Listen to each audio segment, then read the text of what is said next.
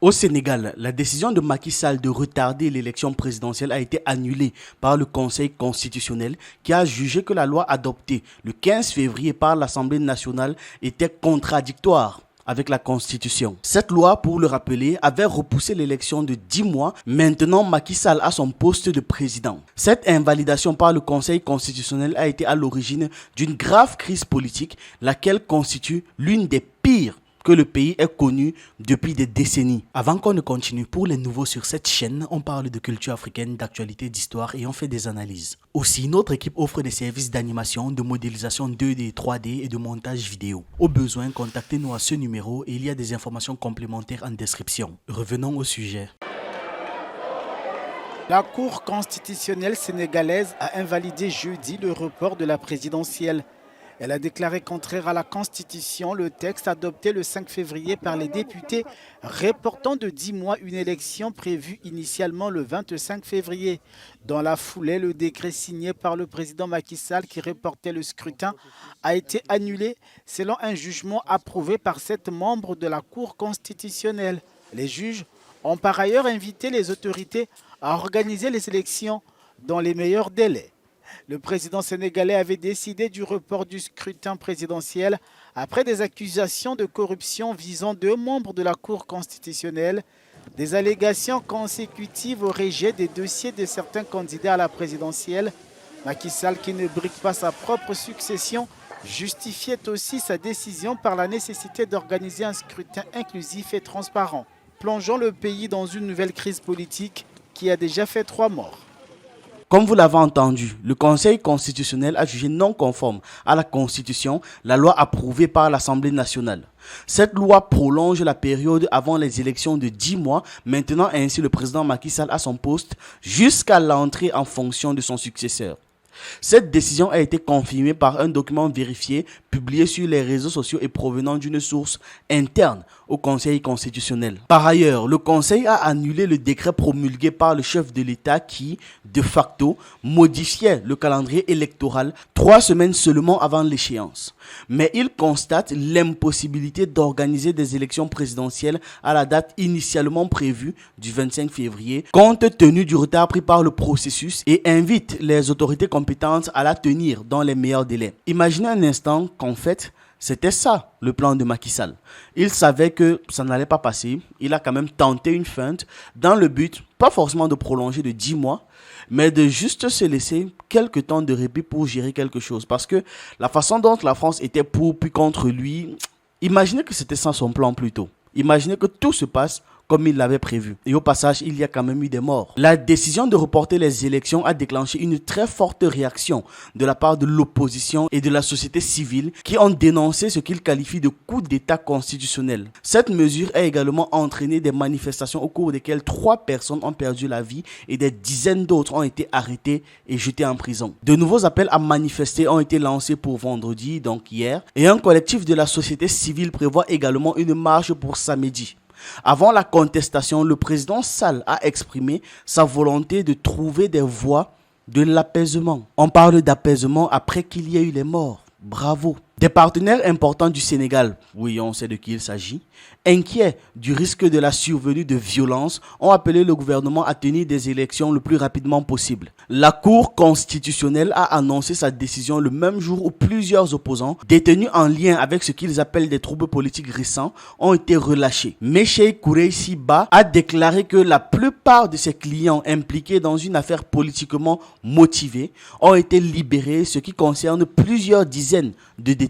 Parmi les personnes mentionnées sur la liste fournie par Moussa Sarr, on trouve Aliou Sané, qui est le coordonnateur du mouvement citoyen Y en a marre, Djamil Sané, maire d'une commune de l'agglomération de Dakar, ainsi que plusieurs membres du parti d'opposition ex-PASTEF, dirigé par la figure de l'opposition Ousmane Sonko. Souleymane Dim, membre du collectif des familles de détenus politiques, a souligné que la pression internationale a conduit Macky Sall à ordonner des libérations, confirmant ainsi que des libérations étaient en en cours. L'un des principaux candidats déclarés à l'élection présidentielle 2024, Ousmane Sonko, ainsi que son adjoint au sein du parti PASTEF dissous, je parle de Bassirou Souleymane Diop, sont en détention depuis 2023. Pour l'instant, aucune information n'a été communiquée concernant leur éventuelle libération. Gagné Demba Gueye, un des prisonniers, a expliqué qu'on est juste venu leur dire vous sortez. Et il le déclarait devant la prison de Rebeuss à Dakar, où près de 50 sympathisants et proches attendent la sortie des prisonniers au compte-gouttes. Bien, ils sortaient un par un. Il a dit, nous sommes une monnaie d'échange. Ils nous font sortir contre la stabilité du pays. On va reprendre la lutte. On n'a jamais baissé les bras. Depuis 2021 et les tensions croissantes entre M. Sonko et le président Sall, plusieurs centaines de membres de l'opposition ont été arrêtés, selon certaines organisations de défense des droits humains qui évoquent même un chiffre dépassant le millier. Donc plus de 1000 opposants ont été arrêtés. L'opposition accuse le camp présidentiel de manipuler les calendriers électoraux par crainte de défaite de son candidat, le premier ministre Amadou Ba. Elle soupçonne une stratégie visant à maintenir M. Sall au pouvoir, bien que ce dernier rejette ces allégations. Bien sûr, il a dit qu'il ne ferait pas beaucoup de choses qu'il a fini par faire. Le président a justifié le report par des querelles suscitées par le processus préélectoral et sa crainte qu'un scrutin contesté ne provoque de nouveaux accès de violence. Le Conseil constitutionnel a réaffirmé jeudi le principe d'intangibilité de la durée de 5 ans du mandat présidentiel. Le président sénégalais Macky Sall a promis vendredi 16 février d'organiser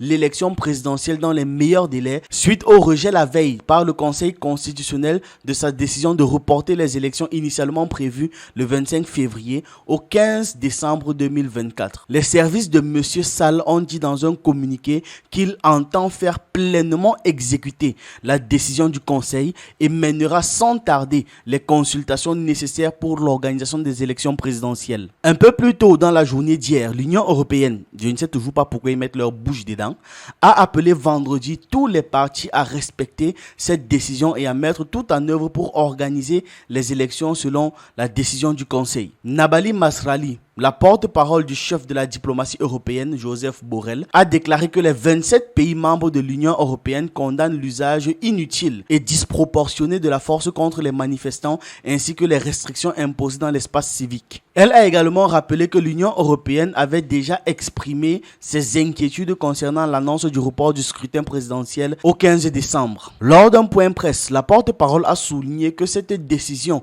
de report avait un impact significatif sur la stabilité et la cohésion sociale du pays. La France a également appelé vendredi les autorités sénégalaises à respecter pleinement les décisions du Conseil constitutionnel et à organiser les élections dans les meilleurs délais, selon la porte-parole adjointe du ministre des Affaires étrangères qui l'a annoncé dans un communiqué.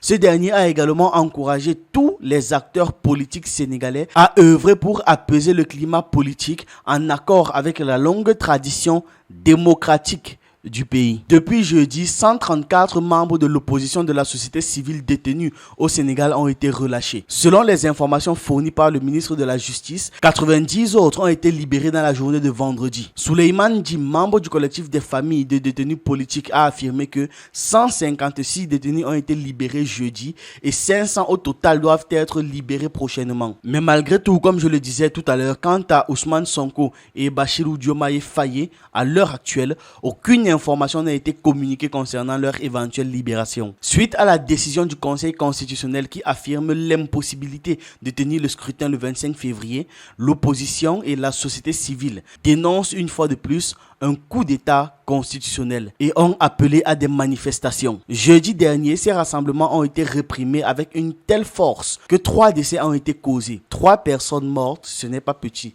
C'est beaucoup trop, c'est 3 personnes de trop déjà. Sans parler de toutes les arrestations et les incarcérations totalement injustes. Quoi qu'il en soit, de nouvelles manifestations ont été émises pour vendredi après-midi et samedi. Contrairement aux manifestations des semaines précédentes, une marche silencieuse des opposants prévue pour samedi à Dakar a été autorisée, comme l'a confirmé Eliman Kane du collectif de la société civile Arsounou Election, qui en est l'organisateur. L'opposition soupçonne Macky Sall, qui n'est pas éligible pour un 3e mandat, de chercher à continuer de se maintenir au pouvoir. De son côté, le président affirme avoir simplement voulu repousser le scrutin par crainte d'une contestation des résultats qui pourrait entraîner de nouveaux épisodes de violence à l'instar de 2021 et 2023. Ça, c'est ce qu'il dit. Vous, qu'est-ce que vous en pensez? On en parle en commentaire et on se retrouve dans une prochaine vidéo. Pour les nouveaux, sur cette chaîne, on parle de culture africaine, d'histoire, d'actualité et on s'édifie sur un ensemble de choses qui nous permettent d'anticiper et d'être prêts à toute éventualité. Je vous encourage donc à regarder nos anciennes vidéos. On a plus de 400 thèmes déjà traités et si vous voulez plus de contenu, vous pouvez vous abonner à nos autres chaînes YouTube en fonction de vos centres d'intérêt. Sur Ekima, on parle d'économie et de sciences humaines. Sur Hassani, on parle de jeux vidéo et de divertissement. Si ça vous intéresse, les liens sont en description.